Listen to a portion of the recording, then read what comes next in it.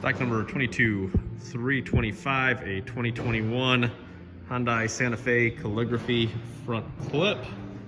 Cut will cut through the windshield and through the floor. Got a nice driver's side fender.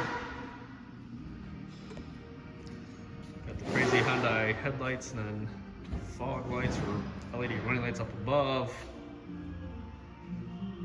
Does have a front surround view camera. It is down. Passenger side fender, that will need to be replaced. The hood is nice and clean. Comes with the cooling package, so you're going to have your radiator, condenser, fan assembly, other little auxiliary coolers, it looks like, washer bottle, coolant bottle, fuse box, fender liners, under the hood plastics,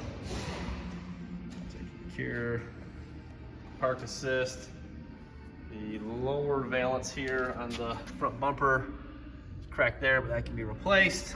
Looks like it has a radar there in the front. Also has that front surround view camera, so you can see the grille. Nice and complete. Same with the lower grille. I don't see any damage to that. It looks like just that little lower valance, that lower lip on the front bumper. Got your skid plate. All right, stock number 22325, 2021 Hyundai Santa Fe front clip in stock now.